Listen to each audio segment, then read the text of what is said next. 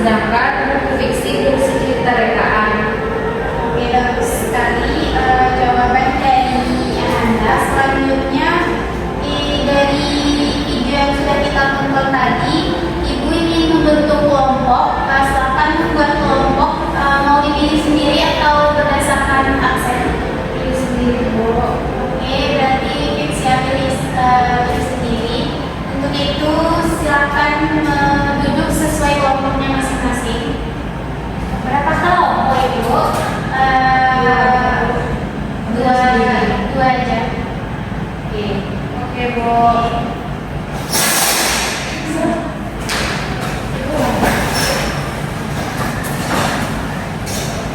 Untuk tugas kelompoknya, silakan dicari buku non-fiksi tersebut secara online saja. Semuanya punya HP kan? Punya, Bu. Nah, silakan dicari secara online saja. Nanti buku tersebut dibaca dan ditentukan topik dari buku tersebut, tujuan penulis, selanjutnya data atau fakta penting dalam buku tersebut, dan pokok pikiran dari buku yang kalian baca.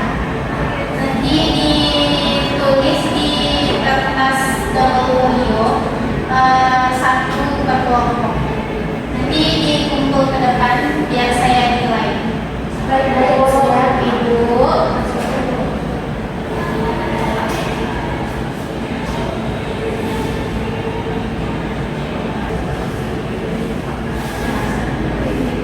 Siap, Bu. Oke, mengingat waktu yang juga semakin singkat, untuk tugas kelompoknya silakan dikumpul ke depan. Ini, Bu. Bu, tidak sempat Anda.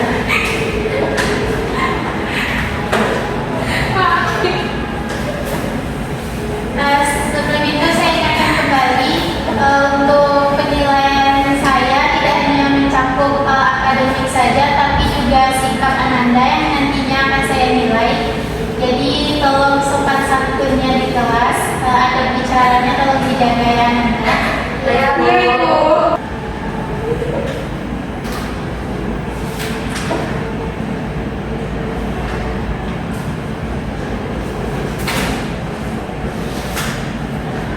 Baik, untuk kelompok 1 silakan diambil kembali.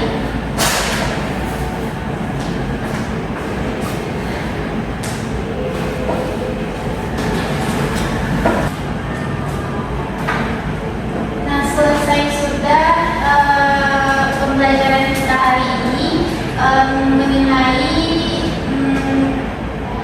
identifikasi atau mengenali isi penting dari buku non-fiksi tersebut. Sudah ada juga tugas kelompok, dan untuk pertemuan kedua saya ingin memberikan tugas individu pada Anda untuk membaca buku non-fiksi di rumah secara online atau offline juga boleh. Nanti Anda bikin manfaat, perbedaan buku non-fiksi dan buku fiksi. Terus jangan lupa buat identitas buku non-fiksi yang Anda baca, dibuatnya di kertas double folio saja. Minggu depan tolong dibawa dan dikumpul ke depan. Baik, Bu. Karena tadi saya belum mengambil absen, jadi saya ingin mengambil absen terlebih dahulu. Didengar namanya.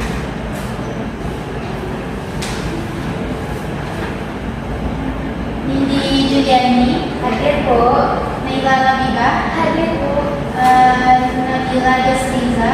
Hadir, Bu. Baik, berarti hadir semua ya. Iya, Bu. Karena proses pembelajaran kita pada pertemuan pertama ini sudah selesai, karena kita membuka pelajaran dengan berdoa untuk sebelum pulang, mari kita mengucapkan hamdalah terlebih dahulu. Alhamdulillahirabbil alamin. Saya akhiri dengan wassalamualaikum warahmatullahi wabarakatuh. Waalaikumsalam warahmatullahi wabarakatuh.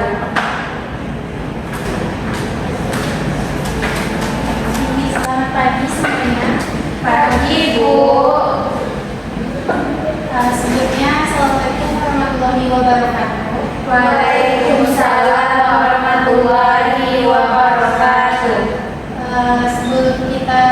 mulai perkuliahan pagi ini, alhamdulillah kita berdoa menurut kepercayaan masing-masing, berdoa boleh. Sudah selesai. Saya mau ngambil absen terlebih dahulu.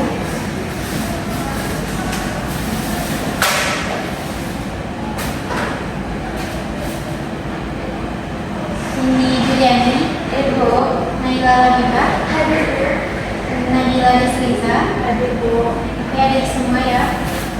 Sesuai dengan yang saya tugaskan minggu lalu di pertemuan pertama untuk membuat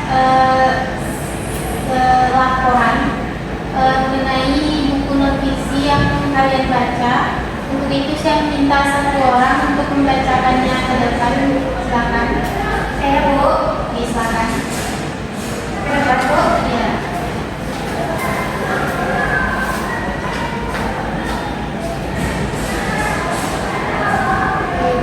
Saya sudah membaca buku non-fiksi yaitu judulnya Riwayat Singkat Umat Manusia. Penulisnya yaitu Yuval Noah Harari. Dan langsung ceritanya aja Bu. Buku non-fiksi itu membahas sejarah panjang umat manusia sejak zaman purba hingga era modern. Harari membagi sejarah manusia di dalam 4 revolusi utama: revolusi kognitif, revolusi pertanian, penyatuan umat manusia, dan revolusi ilmiah. Penulis menyampaikan bagaimana manusia berkembang dari spesies biasa menjadi makhluk yang mendominasi bumi melalui kemampuan bercerita, menciptakan struktur sosial dan teknologi. Tujuan penulisannya yaitu untuk memberikan pemahaman yang luas dan kritis tentang perjalanan umat manusia serta faktor-faktor yang membentuk dunia modern. Kelebihan buku non-fiksi ini yaitu bahasa yang mudah dipahami walau membahas topik berat, menggabungkan sains sejarah dan filosofi secara menarik, mengajak pembaca berpikir kritis terhadap sejarah dan masa depan manusia. Lalu kekurangan buku non-fiksi ini yaitu beberapa argumen bersifat spekulatif dan subjektif, tidak semua teori disertai bukti ilmiah yang kuat.